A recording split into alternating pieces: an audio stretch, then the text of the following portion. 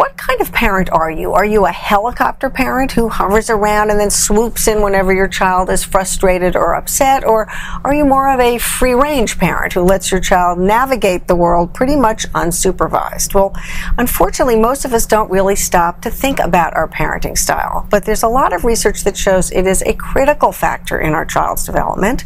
And there's no question that some approaches are better than others. So I am very happy to welcome, to help us sort through all of this, Leslie Dories. She is a marriage and family therapist and the founder of balancedfamily.com. Thank you for being here. Thank you. So let's talk a little bit about our definition of a helicopter parent. It really is based on parents' real concern about their children being successful, and so they kind of protect them from any of life's regular bumps. Right. And they really do just kind of want to keep everybody just right in line. Right. And how about the free-range parenting? I guess some people call it laissez-faire parenting. There actually are websites devoted to this where people believe, I think with some justification, that we've gone too far the other way and that children should be free to do things on their own. And one mother had her 8-year-old taking the subway by himself. Is this a style that you see more of these days? Well, there are a couple of different things about that style of parenting, and some of it is just thinking the idea that children don't need any boundaries, but that's almost as bad for the children as the parents who just keep them so corralled and so scheduled that they don't have any free time. Because boundaries are really, really important for children because it lets them feel safe, it lets them feel secure, it lets them know that somebody is paying attention to them. So let's talk a little bit about good boundaries and why parents really should be aware and clear about what those boundaries are. Boundaries. Let's start with the ones that you alluded to in terms of kids having structure, but not too much structure. What's kind of a good balance? Well, basically what you want to do is be able to let your children kind of experience some of the bumps of life. So you don't want to have that so structured that they never experience any kind of struggle, but you don't want to leave it so much that they're just out of control, that they just don't even know what's appropriate, and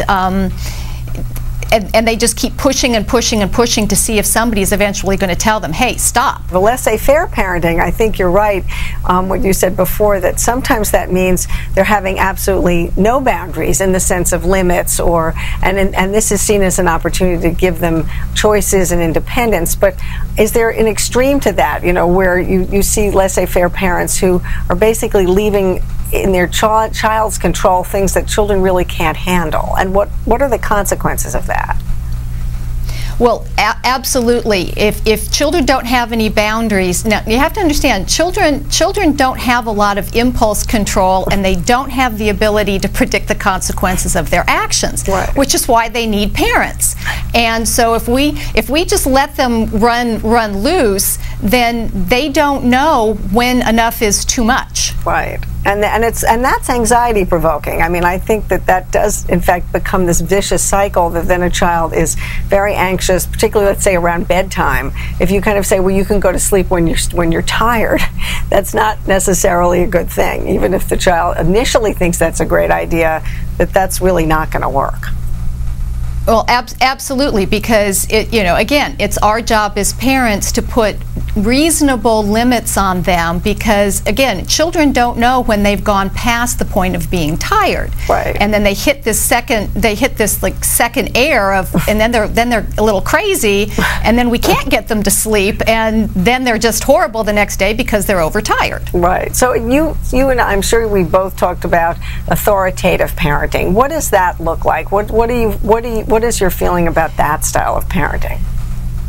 Well, authoritative parenting is what I call a benevolent dictatorship, where you actually do talk with your children and get input from them about where they are, what their interests might be, but then you and your partner, if you have one, you're the ones who make the decisions about what's right for them, about what you're willing to get yourself involved with, and it is taking in their likes and dislikes, but you're the one in charge. Right, right. And that's better than, this very strict, which we haven't really talked about, authoritarian parenting, where they really have no choice and you're just telling them, you're going to do this because I say so.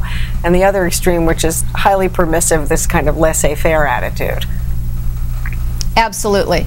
Great. Well, thank you so much. This is good advice. I think a lot of parents need to sit down and think very long and hard about what their parenting style is and how their rules and the consequences for breaking those rules line up with what they want their style to be.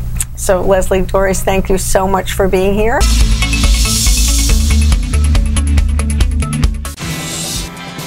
ABC News Now. Good to know.